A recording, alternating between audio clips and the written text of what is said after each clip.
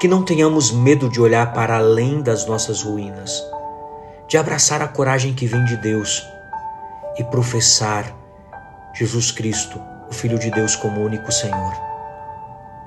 Evangelho segundo São Lucas, capítulo 9, versículos do 18 ao 22. Meus irmãos e minhas irmãs, a palavra de Deus que hoje ressoa em nossos corações nos convida a um profundo mergulho na esperança e na verdadeira identidade.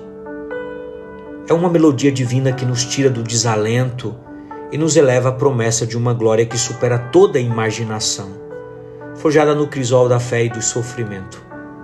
As leituras de hoje nos exorta a olhar para além das ruínas da destruição para imaginar um incremento de vida sempre possível.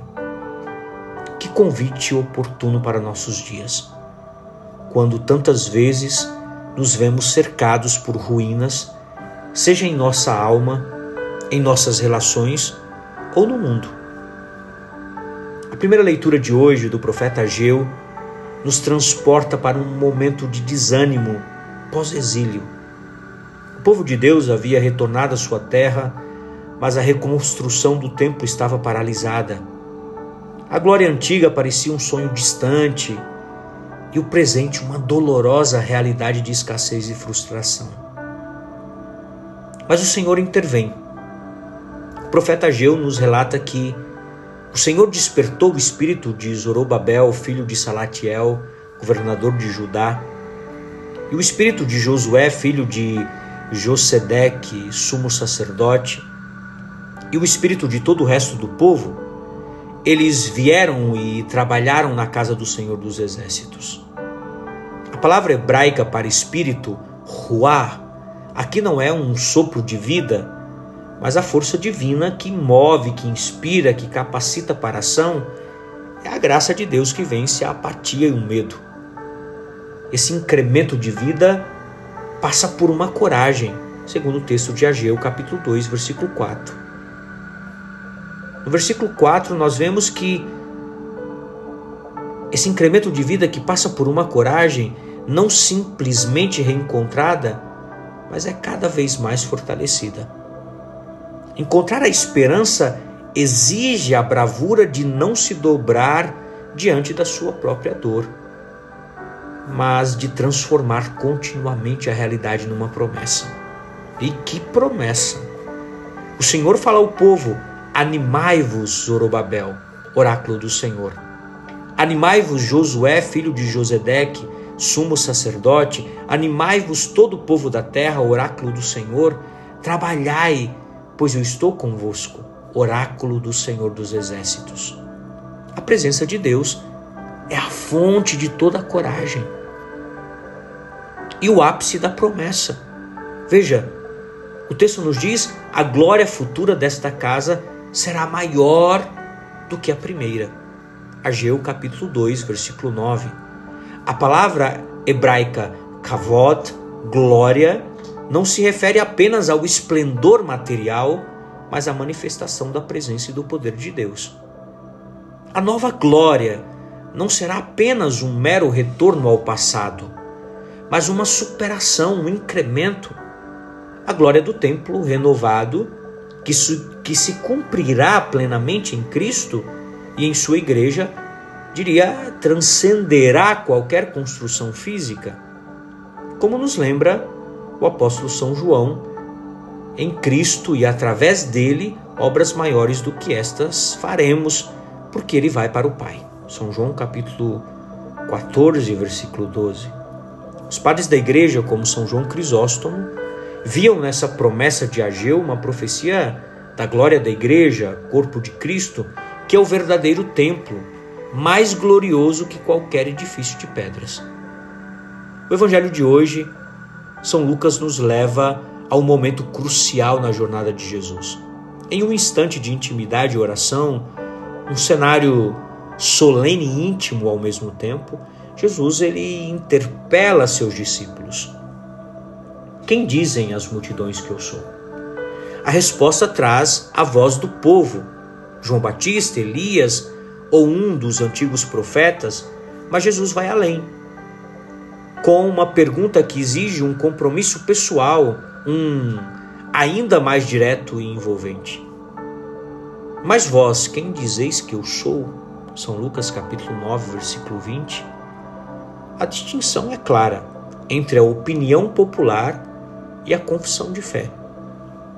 A palavra grega para dizer é legete. Essa segunda pergunta carrega o peso da própria adesão, da resposta que ecoa do coração e da vida. É Pedro quem, impulsionado pelo Espírito, pronuncia a confissão fundamental: Tu és o Cristo de Deus. Ró Christos tou teu. Christos, Cristo, o Messias, o ungido, é a culminância da esperança de Israel. Mas a resposta de Jesus, embora acolhendo a fé de Pedro, não se detém no triunfalismo. Jesus não apenas confirma o reconhecimento messiânico de Pedro, mas o acolhe dilatando-o ainda mais, revelando a verdadeira essência do Messias. O Filho do Homem que deve sofrer muito, ser rejeitado pelos anciãos, pelos sumos sacerdotes e pelos escribas, ser morto e ao terceiro dia ressuscitar. São Lucas capítulo 9, versículo 22. A expressão grega sofrer muito, pantein pola, enfatiza a intensidade e a profundidade dessa paixão. Veja, meus irmãos e minhas irmãs, este é o mistério central. A glória, ela passa pela cruz. O Messias não é apenas um libertador político ou um fazedor de milagres, mas aquele que redime pela entrega total, pelo sofrimento e pela ressurreição. A visão de Jesus, do Messias, é muito maior do que as simples soluções para alguns problemas, porque aqui abarca a salvação integral da humanidade. São Paulo, na carta aos Coríntios, proclamaria que pregamos Cristo crucificado, escândalo para os judeus e loucura para os gentios, mas para os que são chamados, tanto judeus como gregos, Cristo, poder de Deus e sabedoria de Deus. O grande mistério do esvaziamento, da kenosis de Cristo, da sua humildade até a morte de cruz, como nos diz São Paulo na carta aos Filipenses, no capítulo 2, é o caminho para a exaltação e a glória divina. Note que este mistério central é a glória que passa pela cruz. Meus irmãos e minhas irmãs, a glória futura profetizada por Ageu se desvela em Cristo crucificado e ressuscitado. E o muito do sofrimento de Cristo para nós, discípulos, se torna o estilo como que preparamos e já vivemos em nossa vida o mistério de abrir espaço para aquela glória futura. E o que isso significa para nós hoje? Primeiro, temos que ter coragem para reconstruir. Onde há ruínas em nossa vida, pecados, desânimos, divisões, nós somos chamados a ter a coragem inspirada pelo Espírito de Deus para reconstruir, não com nossas forças, mas com a graça que Ele nos oferece. Precisamos consolidar essa identidade pessoal. E a pergunta é: quem dizeis vós que eu sou? Ainda ecoa. Ele nos convida a uma relação pessoal e profunda, que vai além das meras opiniões. É a confissão de fé que molda a nossa existência. Tu és o Cristo, o Filho do Deus vivo. E nós precisamos também abraçar a cruz. A glória futura, a verdadeira glória inseparável do caminho da cruz. Nossas dores, nossas renúncias, quando unidas às renúncias, as dores de Cristo, se tornam parte do processo de incremento de vida, de abertura para algo mais grandioso, mais belo, mais verdadeiro.